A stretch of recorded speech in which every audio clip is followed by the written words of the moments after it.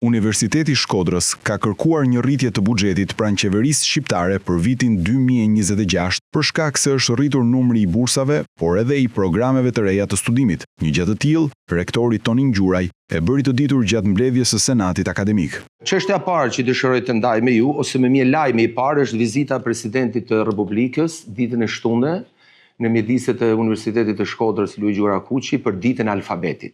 Është mirë për këtë universitet që pikërisht si vjet për herë të parë që është edhe festë zyrtare, presidenti të jap mesazhet e tija për shqiptarët nga Universiteti i Shkodrës Luiz Gurakuqi. Kemi qenë të ftuar në seancën dëgjimore për projekt ligjin buxheti 2026, ku në Komisionin për Edukimin, Shkencën dhe Sportet kemi paraqitur kërkesat tona buxhetore për vitin 2026. 2-3 kërkesa buxhetore kryesore që mbeten si thosh një kërkesë permanente jona është sparja rritja grantit të mësimdhënies, dhe kjo nuk është qëllim me vete.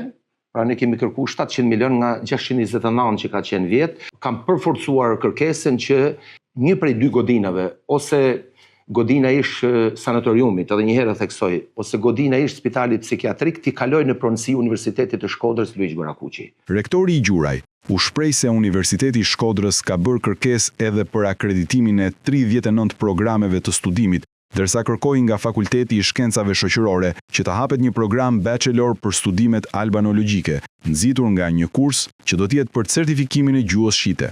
Ne tashmë kemi nisë procesin e akreditimit të programeve.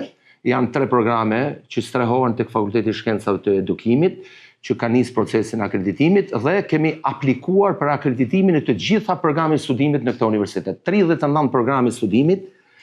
Ne kemi realizuar aplikimin para disa ditëve nëpërmjet Drejtorisë së Kurrikulës dhe Sigurimit të Cilësisë, kështu që në këtë kuptim ne jemi në rrugë të mbarë. Do kemi një kurs të certifikimit të gjuhës shqipe për shqiptarët të huaj që dëshirojnë të mësojnë gjuhën shqipe. Kërkoj të paktën këtë vit përsëri Fakulteti i Shkencave Shoqërore dhe 2 departamenteve atje të letërsisë dhe gjuhës shqipe dhe qendrës së studimeve albanologjike, që me qenë se po bëjmë përpjekje edhe me diasporën akademike për programin master profesional për certifikimin e mësuesve që japin gjuhën shqipe jashtë kufive të vendit, të arrijnë të realizojnë një program bachelor për studimet albanologjike.